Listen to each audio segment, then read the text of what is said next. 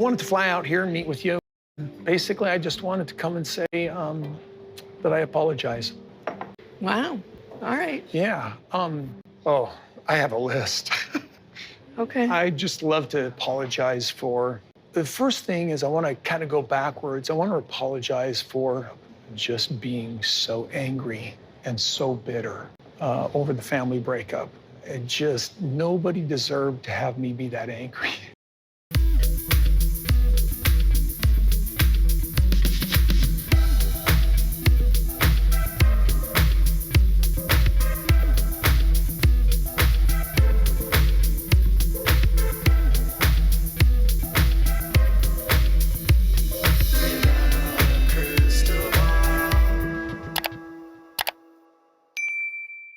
Hey besties, welcome back to my channel.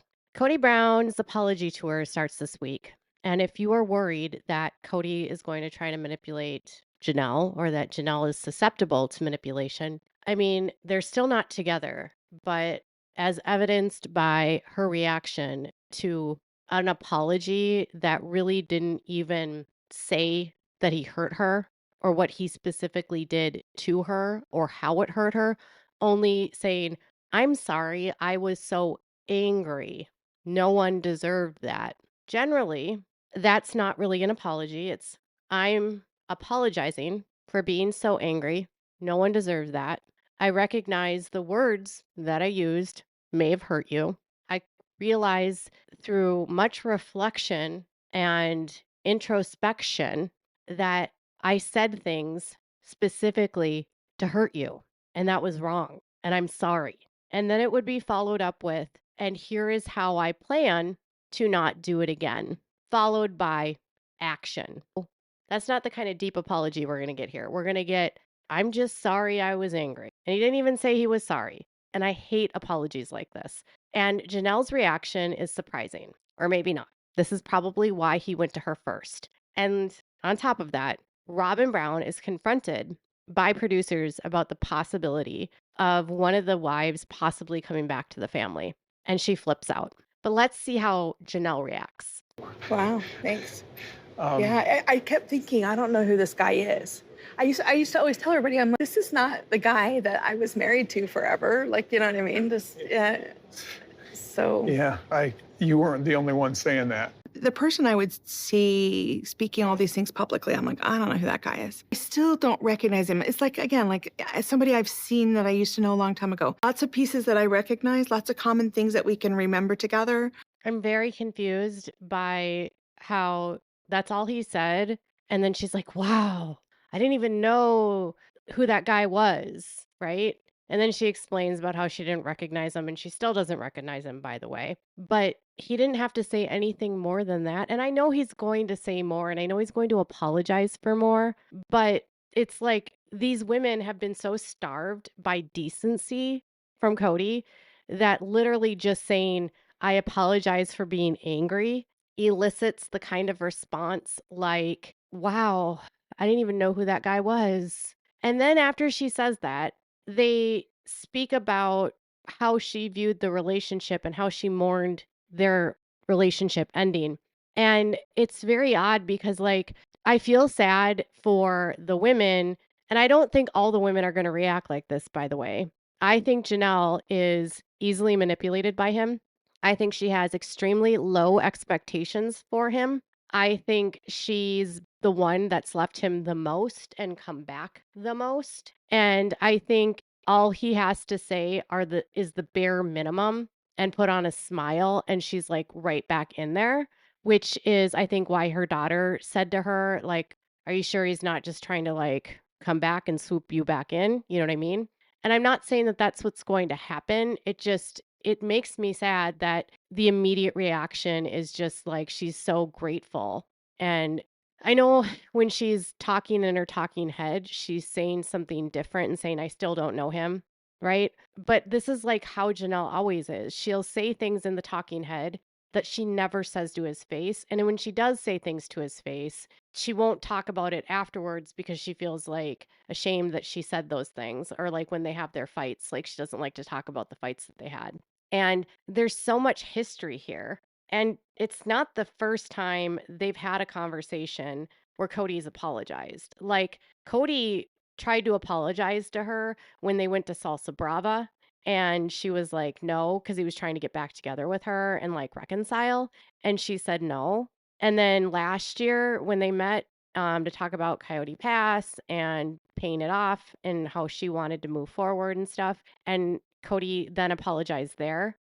I just wonder like what's different here. But let's continue. I don't recognize him. He lives a completely different life, it feels like now. So do I. I never saw this coming in a million years, right? When the family fell apart, I mourned more the loss of the ideal of what we were trying to do, right? I understand that. Like, we had that ideal, like when we all got together and we were going to raise the kids, and thank goodness the kids are all still pretty much their siblings, really, you know? And that was one of the biggest things that we did accomplish. We had this idea, this whole ideal, right, of how it was going to be. Did you guys just hear that? She said that we all had this ideal of like doing this all together. Does she remember what we've been watching the last 15 years? Does she recall all of the fights they had? And when the family started falling apart, she was like, she was mad at Kody because he wasn't sticking to the ideal, because he had abandoned his family, because he had abandoned his responsibilities. And then she says, and I'm just glad that all of the kids are, still siblings. Wait, what is she, what? Is she speaking like it makes me feel like when she's talking about the family falling apart, it's like her baseline is when Robyn joined the family, because there's 5 kids that have nothing to do with their siblings on Kody and Robyn's side. So they're not all siblings. And those kids were never raised to be siblings with Janelle. So is Janelle's kid. So is Janelle speaking about the kids that she collectively has with Christine and Mary? Because yes, those siblings are still siblings for the most part. I mean, of course, they are blood related. They lived in different homes growing up, but they're still half siblings. They're still, ha- in polygamy, it's weird though, because half siblings, a lot of the time, they don't get to be siblings in the real world. They oftentimes are a lot more like cousins, because the kids sometimes don't even live in the same house. They might not even ever see each other. And so they're proud that these kids like acknowledge each other and will call each other their siblings. But their sibling relationship is still different than the collective of like kids that live under one house their whole lives together. And I'm not saying that that's a bad thing. I mean, I have a husband, by the way, who has 6 half siblings. So I know from his experience the difference that the full-blooded siblings of his that have together are different than the relationship he has with his half siblings, because he lived with some of them his whole life, and then others he didn't live with or barely lived with. He's still close to his siblings, but it's just a different relationship because you're growing up in a different house and you don't have all the same lived experiences. You have experiences with the sibling, but it's a little bit more removed. I'm not sure if that makes sense. But either way, it's like Kody just says something to her and she just spins and she's just like doe-eyed. And I'm not saying that she's going to go back to him, because she doesn't. But is she talking about the same person that I am? And then she also has admitted that she believed that this was going to be like a utopia experience. So part of me feels like Janelle was this woman that really was like bought into this like whole elevated concept that they were going to like create this utopia world together and work like communally, and she was sold that and believed that it would happen, but it never did. And she still kind of holds on to that idea, kind of like Robyn and the sister wives living on the porch kind of thing. They sell that to the women hard in this cult. Like, I think when I finally left Kody, I thought about the family so much more than our relationship for many, many, many years. I think he and I especially really held that ideal of the family, like this family unit thing that would work out. I think maybe I lost track of our relationship, and it might have been detrimental, really. I probably should have been focused a little bit more on our relationship and not so much the family. This is where I get sad for her, because now this apology is making her reflect on the fact that she lost sight of this. She lost sight of their relationship.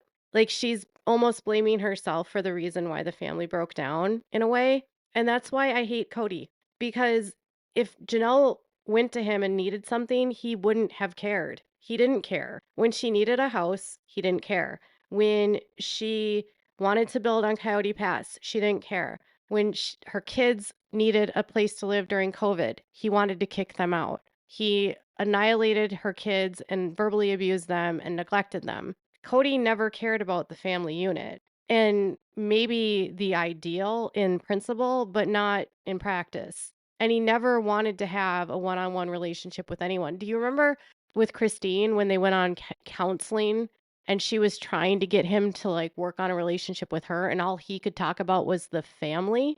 It was Kody that was pushing that. And I honestly think for survival, this is just my opinion based on other people that have come from polygamy, all of the women I've spoken to that have lived this way, that the survival tactic that she engaged in was accepting the fact that she wouldn't have a husband there all the time. And in order to protect herself from the hurt, she just accepted that in a trade-off for sharing her husband was this amazing family I'm going to get so that she wouldn't feel the jealousy of what the other women had. She's the one wife that really, the ex that really over and over and over again doesn't like to say that she was ever without, even though she was clearly without. And this is maybe a blind spot for her. She has been in an abusive relationship for a very long time. And narcissists are so good at like sucking back their exes. She just needs to like hold boundaries with him. And saying a few nice things about him doesn't change that. But if this is going to get him what he wants, where she suddenly views him as a good person, then his manipulation here has worked.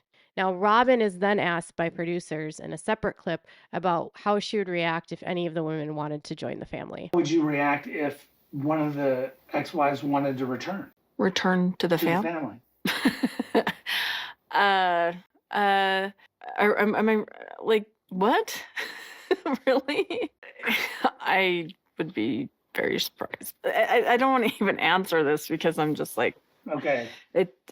yeah.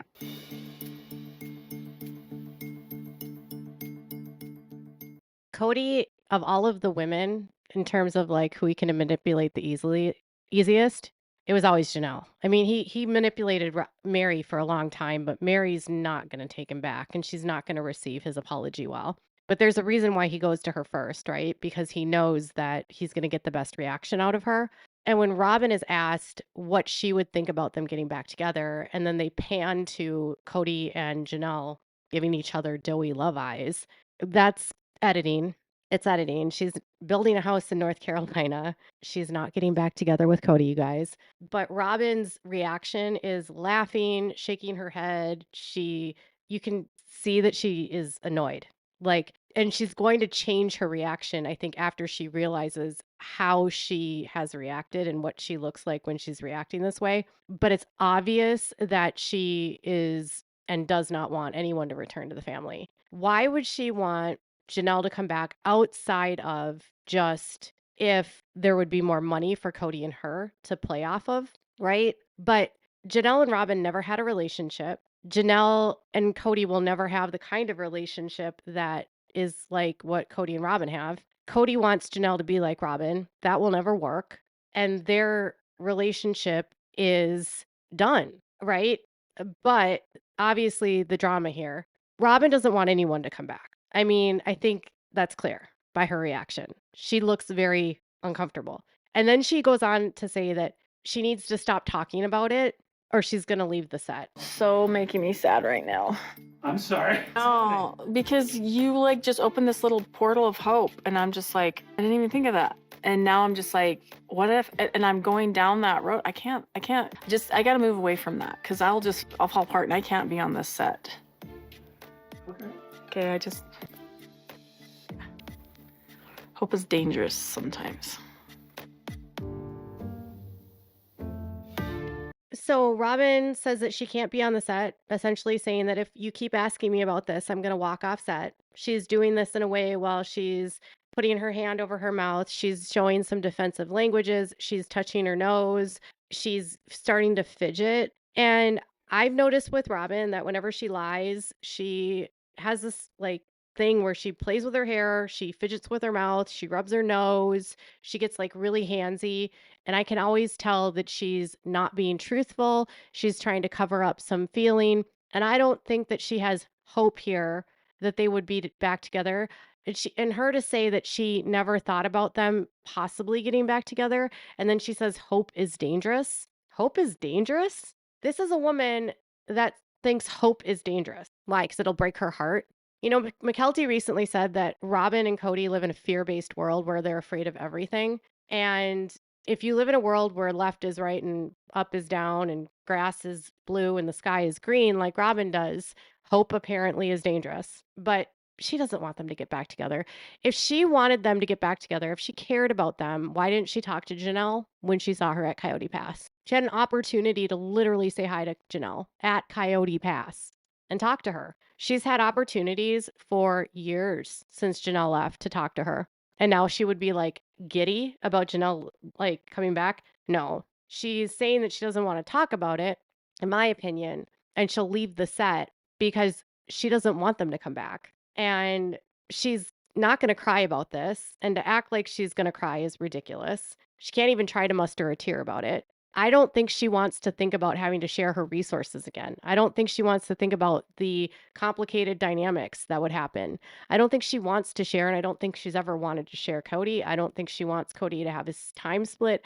I don't think she wants any of that. She especially doesn't want anyone that would come back and remind her what she's done. So, in order to avoid the conversation, she's going to pretend like she's so hopeful and it's just too painful for her to think about that versus the reality of, I don't want to talk about this because I don't want it to happen. And that would ruin my storyline of wanting to be a sister wife. Still, she's ridiculous. I can't be on set if we keep talking about this. It shouldn't upset you that much, Robyn. It's a straightforward question. The problem with Robyn is she can never be honest. Could you imagine if Robyn just said, no, I don't think that would happen and I wouldn't want it to happen? How would that be viewed to the family? It would make it look like she wanted Kody all to herself and she's glad they're gone. And she is. She is glad they're gone because she doesn't like any of them. So Kody tries to lure Janelle in, and Robyn threatens to walk off the set when she is asked about one of the women possibly coming back to the family, which, by the way, is not going to happen. Tell me what your thoughts are in the comments below. Make sure to give this video a thumbs up. Make sure to subscribe to my channel if you haven't subscribed, and please click the bell so you never miss a video. Thanks so much for watching. Bye, bestie.